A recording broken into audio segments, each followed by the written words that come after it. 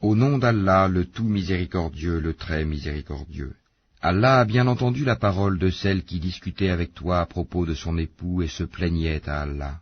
Et Allah entendait votre conversation, car Allah est audient et clairvoyant. Ceux d'entre vous qui répudient leurs femmes en déclarant qu'elles sont pour eux comme le dos de leur mère, alors qu'elles ne sont nullement leur mère, car ils n'ont pour mère que celles qui les ont enfantées. Ils prononcent certes une parole blâmable et mensongère. Allah cependant est indulgent et pardonneur.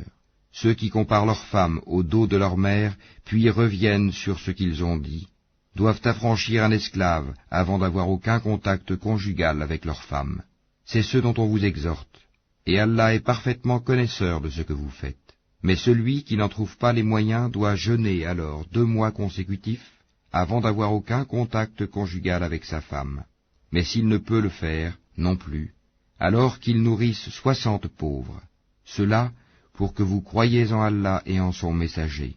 Voilà les limites imposées par Allah, et les mécréants auront un châtiment douloureux. Ceux qui s'opposent à Allah et à son messager seront culbutés comme furent culbutés leurs devanciers. Nous avons déjà fait descendre des preuves explicites, et les mécréants auront un châtiment avilissant.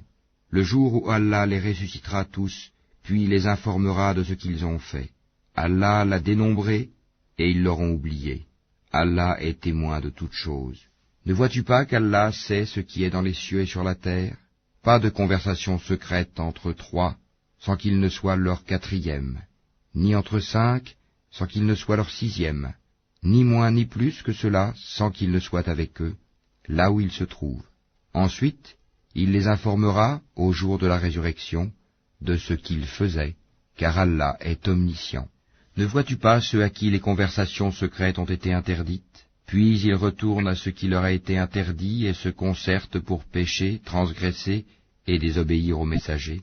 Et quand ils viennent à toi, ils te saluent d'une façon dont Allah ne t'a pas salué, et disent en eux-mêmes, « Pourquoi Allah ne nous châtie pas pour ce que nous disons ?» L'enfer leur suffira, où ils brûleront. Et quelle mauvaise destination! Ô vous qui avez cru, quand vous tenez des conversations secrètes, ne vous concertez pas pour pécher, transgresser et désobéir aux messagers, mais concertez-vous dans la bonté et la piété. Et craignez Allah, vers qui vous serez rassemblés. La conversation secrète n'est que l'œuvre du diable pour attrister ceux qui ont cru. Mais il ne peut leur nuire en rien sans la permission d'Allah, et c'est en Allah que les croyants doivent placer leur confiance. Ô vous qui avez cru, quand on vous dit « faites place aux autres dans les assemblées », alors faites place. Allah vous ménagera une place au paradis. Et quand on vous dit de vous lever, levez-vous. Allah élèvera en degrés ceux d'entre vous qui auront cru, et ceux qui auront reçu le savoir. Allah est parfaitement connaisseur de ce que vous faites. Ô vous qui avez cru, quand vous avez un entretien confidentiel avec le messager, faites précéder d'une aumône votre entretien, cela est meilleur pour vous et plus pur. Et si vous n'en trouvez pas les moyens, alors Allah est pardonneur et très miséricordieux. Appréhendez-vous de faire précéder d'aumône votre entretien?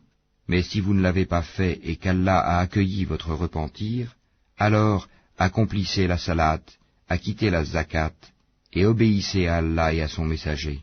Allah est parfaitement connaisseur de ce que vous faites. N'as-tu pas vu ceux qui ont pris pour alliés des gens contre qui Allah s'est courroucé? Ils ne sont ni des vôtres ni des leurs, et ils jurent mensongèrement alors qu'ils savent. Allah leur a préparé un dur châtiment, ce qu'ils faisaient alors était très mauvais. Prenant leur serment comme bouclier, ils obstruent le chemin d'Allah, ils auront donc un châtiment avilissant. Ni leurs biens ni leurs enfants ne leur seront d'aucune utilité contre la punition d'Allah. Ce sont les gens du feu où ils demeureront éternellement.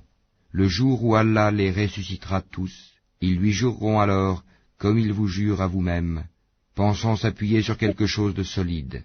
Mais ce sont eux les menteurs. Le diable les a dominés et leur a fait oublier le rappel d'Allah.